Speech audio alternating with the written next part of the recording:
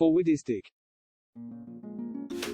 Hey, in the society we live in, we constantly have a huge influx of high quality information. Every day, everywhere you look, you're bombarded with so much information that when you stop to think about it, it's mind-boggling. Most people are constantly consuming at least 3 forms of media at any given moment.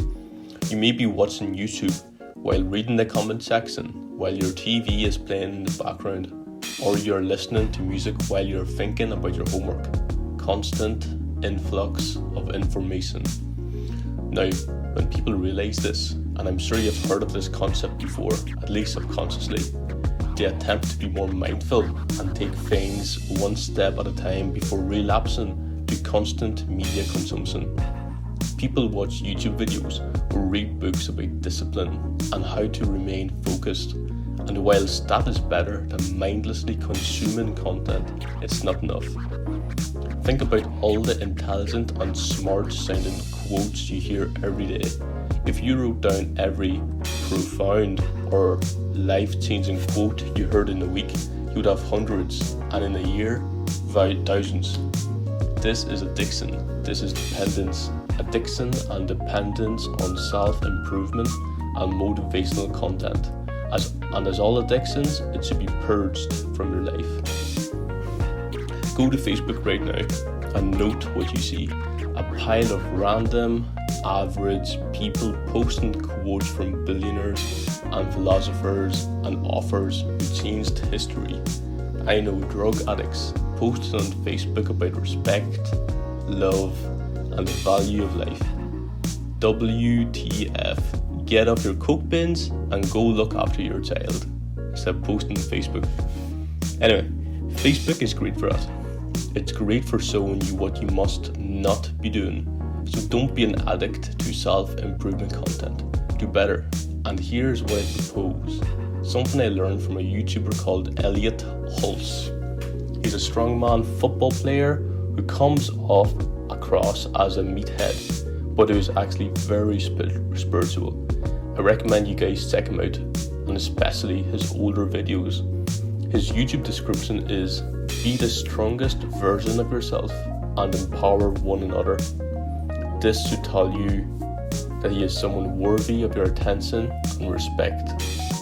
Anyway, he gave great advice in relation to quotes. He said that you should have one simple, strong quote that you respect and then lodge it into your memory. Don't try to live by the lessons of 100 different quotes. Find that one and live by it. Eliot's quote was by Tagore, an Indian philosopher. The quote was as follows: I slept and dreamt that life was joy. I awoke and saw that life was service. I acted, and behold, service was joy.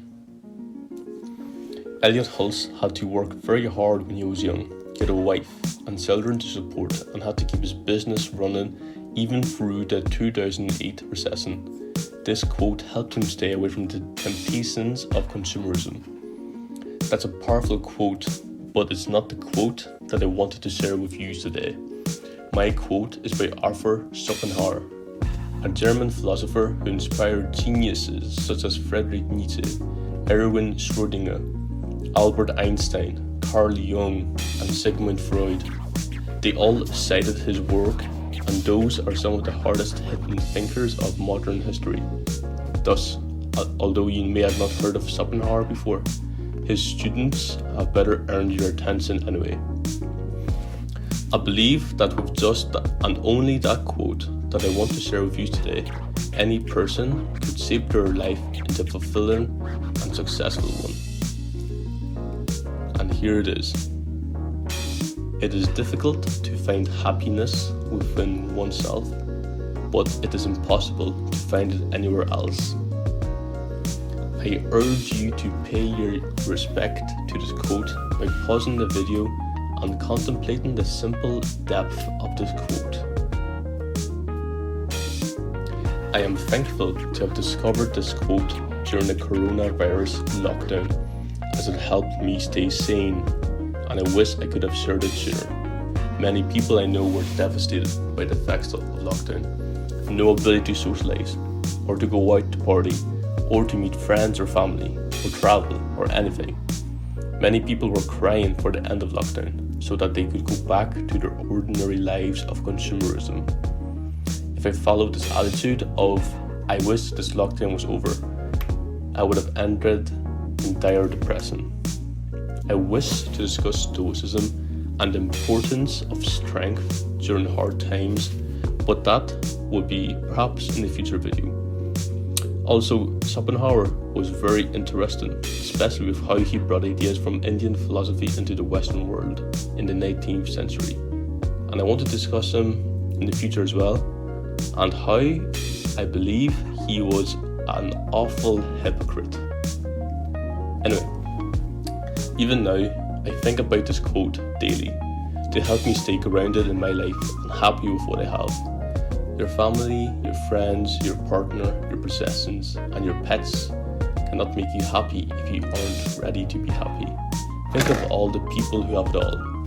Celebrities, they have fame, money, respect, power, influence.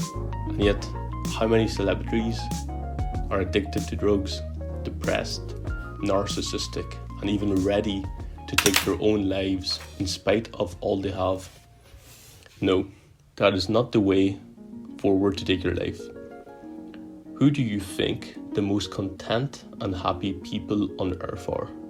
I'd wager that Buddhist monks who spend all their lives meditating and reading sacred text are the happiest. Although they own very little, have no money, no power, nothing, they are completely content. Remember, to be content with little is difficult. To be content with much is impossible. I look forward to discussing topics mentioned in this video in the future with you.